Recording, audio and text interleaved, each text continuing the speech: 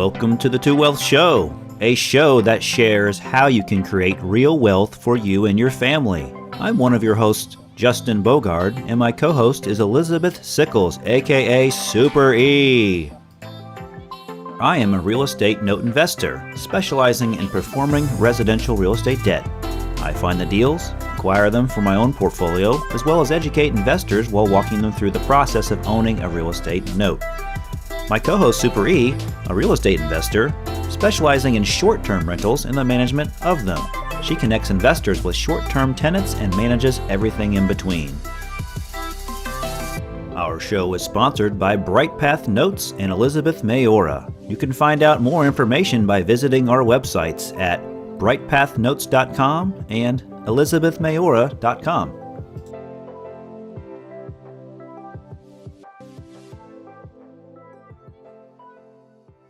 Hey everybody, this is Justin Bogard from BrightPath Notes, co-host on the Two Wealth Show. It's episode 14. So What do you think about that, Elizabeth? I'm excited. And I am Elizabeth with Elizabeth Maora. Very happy to be here. And I want to mention that this episode is sponsored by Integrative Health Solutions. So they are passionate about your health and wellness and know that you want to enjoy a vibrant and pain-free active lifestyle, but when you are in pain, this almost seems impossible. So in order to be pain-free, have more fluidity, and enjoy an optimal level of functionality, you need a personalized yet integrated, research-based, clinically proven approach. And that's what they do at Integrated Health Solutions. So you can visit them at ihsnd.com. or cryotherapynd.com. And Dr. Charbel and his staff is absolutely fantastic. Absolutely. They are top notch. I love it every time I get to go in there, get adjustment, do acupuncture. Couldn't speak more highly of them. So if you're in the Indianapolis area looking for a chiropractor, an acupuncturist, if that's the name, check them out for sure. And I get to do cryotherapy this week, so I'm excited for the first time. Yeah, you get to be frozen and thawed out. That's right. It's fun. It's fun. It's a neat experience. Your blood and everything just rushes right when you get done with it. It's pretty cool. So Elizabeth, today I thought we could discuss kind of optimizing your business and looking at the numbers and just kind of understanding, whether you have 1 to 2 properties or whether you have a portfolio of several hundred properties, or if you're managing things, or if you're in a note business. All in all, in this game, we got to know the numbers, right? Because if we aren't making money, we're losing money, right? That's right. Right. So, and also I wanted to give a shout out to you and myself. We got over 250 downloads right now. Thanks, everybody. Woohoo! Yeah, thank you very much. Absolutely. Thanks for watching this show when you watch to it, and thanks for listening. So that's just the listening part. That's just the podcast downloads that we have. So pretty cool. Yes, it is. Thanks All right, again. Liz. All right, Super E. Woohoo. Let's talk about some stuff that you actually learned recently. You were just telling me about it before the show. Yes. So I have hired a consultant. So they help with getting your businesses, whatever you need help in, they help with. So I was on a conference call, and what they're talking about, we're just after, so this is August, we're just after mid-year, which is July. And it's, what are your numbers? What's your KPI? That's key performance indicator. So what's great about this is it doesn't matter what your business is. And just like Justin said, whether you're brand new or you're an avid investor, these are great things to know and to be able to measure yourself against. So what are your goals? Where are you trending this year? Absolutely. So KPIs. So in your business, Elizabeth, KPIs are measured probably in several different factors because you're managing things. You have different vendors you're using on each property to keep track of things. You're also having income coming in. You're having a lot of expenses going out. There's a lot of taxes that need to be paid and things like that. So your numbers, you need to be dialed in, I'm sure, in your business more than anything, because you have a lot of moving parts in incoming and outgoing and all this flow. So how do you keep it all together? What's one of the tricks that you use to help you understand at the end of the day, did you make money? Sure. So one of the things is now what I have done is once a month, I call it Financial Friday. So it's where I go through and look at absolutely everything. So where is my money going out? Where's my money coming in? What money am I making, right? Who's costing me the most? Who's making me the most money? What properties? All that type of stuff. So I would encourage you to definitely block that time out, turn your phone off, and just focus on your finances. And make sure too that even if you have an accountant or a CPA that's doing your books, a bookkeeper, which I do, but I always look over the credit card statements every month. I mean, we buy so much stuff. But just last month, because I actually did my financial stuff on Saturday instead of Financial Friday, but one of my vendors charged me 3 times. This is a normal vendor that I use. So it's so important just to do that quick. And it literally took me not even a minute just to scan through real quick. Okay, yep, all that looks correct, but not 3 charges. That's funny you mentioned about credit cards, because that just jogged something in my mind recently that happened, is that my credit card got hacked for the company. Whoa. Okay. So because our financial overlook is on a monthly basis. We don't have a lot of outgoing costs per se as you do. We have a lot of incoming money, profit, but when I do look on my credit card every single day, I do look at the bank, statements every single day just to check on that, because it does happen and it can happen. And actually our bank card, our checking account actually got hacked into as well. I don't know if they got hacked into, but we had these just anomaly charges that just showed up, and it's just really odd. They weren't large amounts of money, but they were just small amounts. So on the credit card, I saw things from like California, like at a restaurant or like a Costco gas station and stuff. And so that was my red flag. And because I have a Capital One card, it was pretty easy to contact them and let them know that that wasn't me. And they just immediately shut off the card. They sent out a new one, and they have some sort of features built into them to where a lot of the major vendors that we use, they were able to have my old card, and then my new card was automatically put into their system somehow. And so they were able to continue my monthly reoccurring charges that happen on some of the big vendors that we use across the country, which was kind of neat. And then also what I learned, Elizabeth, is that because that happened, we found out that Capital One, specifically because we're using them, they have these virtual cards now that you can dedicate for certain merchants that you use. Mm-hmm. So if that virtual card got hacked or got exposed somehow, you could immediately get rid of it, and they would just give you a new virtual card number. So everything links to your actual real credit card, but then they have these virtual card numbers. And I said, that's a really good idea, because then you can have a different virtual number for every merchant you use, theoretically. Or I guess you can use the same one, but then it would just turn off and on. So that way your your actual real credit card, you wouldn't have to replace, because they wouldn't have that information, right? Right. And so if you just use it like to swipe at a gas station or like at a store, that's the only time your credit card would be, I guess, potentially be compromised. Wow. I had to throw that in there because it happened recently, and just want people to look out for. So if you're looking at your credit card statements every day, or your credit card, whatever your transaction list is, if you look on, most people can see them online, or even your bank card or your checking account, check that stuff over almost daily to find those anomalies. It's easier to spot them. Mm-hmm. Yeah, absolutely. And sometimes, you might be thinking, especially if you're a new investor and you hear, oh, well, I'm supposed to have my team together, and should my bookkeeper look at that, or my accountant? Or even if you are a seasoned investor, I have a very good friend of mine who has a $10 million business. She's all self-made, and she is the only one that does her finances. So nobody's going to look after your finances like you are. Yeah. So just set that time aside.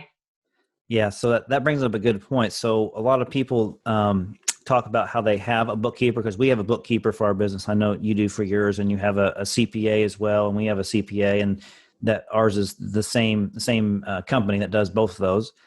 And just because you send your books or your stuff to somebody doesn't mean you still shouldn't look it over before you send it to them. So what we do is we look over our statements like we talk about daily, just because there's not a lot of transactions to look through. It takes 5 or 10 minutes to look at all the different statements that we have or transactions that we have, like on a daily basis. So then we can see those anomalies. And then we know that when we print out our statements at the end of the month and we hand them to the bookkeeper so that they align all the stuff and put them in what we use QuickBooks, that it's just easy to catch things or to maybe give an explanation as to this weird transaction or this flow of money came from here and went to there, and this is what happened. So then they can break it apart and make sure that they're doing your expenses and your income correctly, because you don't want to categorize something to where it costs you more in taxes, as opposed you can make your tax liability lower, which is always the reason why you have a professional look at stuff and dive into it, because we don't know all the ways we can take advantage of tax liabilities and expenses. So yes, when I heard someone that has their own business as well, that this person, she said, "Oh, well, I do my own taxes with with TurboTax." I'm like, don't do that. It's fine if your personal taxes are easy, Yeah. but if you have a business, man, pay that person to do it, because they know, and especially with how the tax laws are changing so quickly for businesses, they're going to save you, so therefore make you way more money than what than just doing it on your own. So yeah, Absolutely. Absolutely. Yeah. It's just a few $100, it seems like, to get a program or a subscription or whatnot, and to hire a bookkeeper or a CPA to go through it for the year. It's well worth it, because they can save you definitely more than the amount of money that you spend on that. So that's a recommendation. But don't just think you're just handing it off to them and they figure it out, because they're not going to know what to do specifically in certain situations, because they're not the ones that are charging things or seeing income coming in, and they just look at numbers and they balance it out. So at the end of the month, Elizabeth, we go over cash flow statements, we go over profit loss statements, and we go over a different general ledger, I think, as well, and look at the numbers in different directions. So we don't have like a KPI sheet, so to speak, but we do look at the numbers a couple of different ways, and we do it on a monthly basis. And we look back 1 year from this month and say, what was the comparisons to the year before? And then obviously as a cumulative year, we go from January to now, and then we say, what did that look like this time, and what did that look like in 2019? And we just figure out what we're doing, how we're moving forward, because we start pulling salaries now. So because of one of our corporations, we have an S corporation now, and so that's one of the ways that we figure out what do we want our base salaries to be, is based on our cash flow and our profit as we're making it cumulatively through the year. So we know we can sustain a certain base salary for whoever needs it, right? Absolutely. And and while we're obviously we're in this mid-year, we're in August now. The other thing that's really important to look at is, okay, even if you don't exactly know what's going on in with your numbers, maybe you're just getting all this together and stuff. But the other thing is where do you need to pivot? So, for example, for me, I've added on a whole new segment on my business, and we're doing cleaning now for the short-term rentals, for residential, and for commercial as well. So you don't have to just say, "Hey, I'm just doing X." You can expand that. So where, and even with Justin, right? Like where's money that you're leaving on the table, because you have all this knowledge. So there's still so much money out there. There's a lot of people hurting, but there's a lot of people that still have a lot of extra income coming in. Absolutely. So what other factors can we help optimize our businesses, or help our listeners or viewers optimize their business? I think in one thing as well is if any of you all are doing social media, it's looking at what are the trending hashtags. And also, if you're going to, for us, we go down a couple of different paths because of EM University, but then we have clients and we have guests, and now we have cleaning, so with the post, we're very diligent on, okay, this type of post, depending on who we're going after, these are the hashtags that we use. So we have 5 different sets of hashtags that we use depending on the post. That's awesome. I'm glad you pointed that out, because it's so funny that before social media really hit its greatest stride, I don't know how many years ago that was, but before that, traditionally what people would do for marketing is, like, either if they're big companies, they'll be doing TV ads, they'll be doing radio ads, or they'll be doing very large physical mailing campaigns, or even email campaigns. And it's like, at the end of the day, social media is free, but it's cost a lot of money to generate good social media stuff. You brought up hashtags, which are a great way to get into people's feeds. They call it, I don't know if it's a SEO marketing, but it's more like geofencing SEO marketing. And so SEO, you want to tell our listeners what that stands for? Oh, sorry. Search engine optimization. And so that's a way now that we realize people are on their phones a heck of a lot more, or on a mobile device or on a computer way more than they were before the pandemic. So now that the pandemic's going on and most people are either quarantined or more quarantined than when they were before, after March happened. So that's what you need to focus on and take advantage of in your marketing stream. It's great if you send out mail. It still works. It's an old school way to do marketing, but with emails and with Facebook and with Instagram and LinkedIn for business people, those are the main channels which you have to get to reach an audience that otherwise wouldn't see you. And it's free, that part, but generating it and spending the time doing it is very time consuming, but it's well worth it, because that's how we get to people the quickest. And that's how we get to people with the most reach, because once somebody likes it or comments on it, it's organic and it goes out beyond that. So because you send a piece of mail to somebody and hit their mailbox, how many other people are going to see that? Just the people in that household, right? But what's cool about this technology and geofencing and SEO marketing, by the way, geofencing is just, for example, on Facebook, if you do an ad on Facebook and you want to advertise something that people would want after they go see, an event that would happen at an arena, like let's just say Disney on Ice. I know we're not doing that right now, but Disney on Ice will be a very popular thing for families to go to. And then after they leave the venue, you would put a geo fence, like an invisible fence around that area, and anybody that had Facebook or open it up would see your advertisement.